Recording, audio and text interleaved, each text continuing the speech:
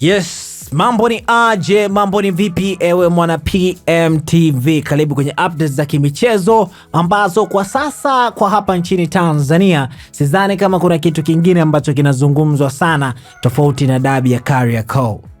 Dabi ya Kariakoo ambayo imekuwa na mvuto wa kitofauti na wa kipekee mno tangia iweze kuanza kuchezwa. Dabi hiyo itawakutanisha klabu ya Young Africans akiwa mwenyeji dhidi ya Simba Sports Club, ambapo dabi hiyo itapigwa pale visiwani Zanzibar katika uwanja wa New Amani Complex katika majira ya saa 2:15 saa za Afrika Mashariki.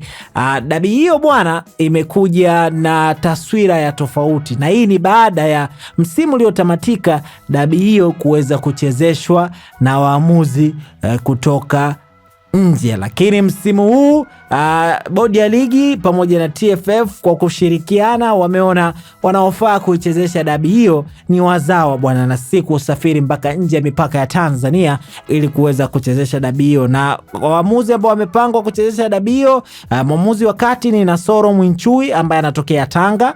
Mwamuzi msaidizi nambari 1 ni Kasim Mpanga kutoka Dar es Salaam, lakini pia mwamuzi msaidizi namba 2 ni Hamdan Said kutoka Mtwara, lakini mwamuzi wa akiba ni Ramadhani Kayoko kutoka jijini Dar es Salaam. Sasa baada ya bodi ya ligi pamoja na TFF kuweza kuthibitisha kwamba bwana Mwinchui ndio atakuwa pirato wa mchezo huo, kumekuwa na maneno tofauti ambayo yameanza kutembea kwenye mitandao ya kijamii. Moja ya watu ambao wamezungumza bwana si mwingine ni mzee wa Jambia ambaye jina lake halisia ni Wilson Oluma. Kupitia ukurasa wake rasmi wa Instagram ameandika hivi: Simba wakikubali Nasoro Mwinchui kuwa mwamuzi wa dabi, nitaamini Simba wamekubali mazima kuwa timu ndogo.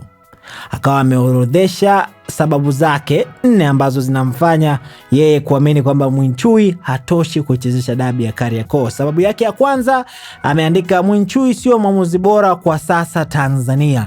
Lakini sababu yake ya pili ameandika analaumiwa kuipendelea Yanga mechi nyingi. Lakini sababu yake ya tatu ameandika hii dabi yake ya kwanza, afu ameandika stand to be corrected. Lakini sababu yake ya 4 ameandika umri umesogea sana. Lakini chini baada ya kuweka picha ya Mwinchui ameandika Simba Sports wakilikalia kimya tu, nitaamini wamekubali mediocrity mazima na watakuwa wameangusha sana mashabiki wao. Sasa wewe pia unaweza kutuachia mtazamo wako hapa. Unaungana na Wilson Oluma kuamini kwamba Mwinchui atoshi kuweza kuchezesha dabi ya Kariakoo, ama wewe unaamini quality ndio itakayoamua mchezo huo? Lakini wakati unafanya hivyo usisahau casino imeletwa mikononi mwako, na aliyefanya hivyo si mwingine bwana ni pmbet.co.tz. Kuna michezo zaidi ya 5000 ambako kwa mzungusho wote kuanzia shilingi 500 na kuendelea unajishindia pesa, lakini pia unaingia kwenye draw ya kushindania magari ya kifahari. Hapa zinazungumza Toyota Harrier pamoja na gari aina ya Jaguar. Sasa why? Kwa sababu kila siku watu wanajishindia magari hayo pamoja na pesa kutoka pmbet.co.tz. Mimi naitwa Raymond Elias.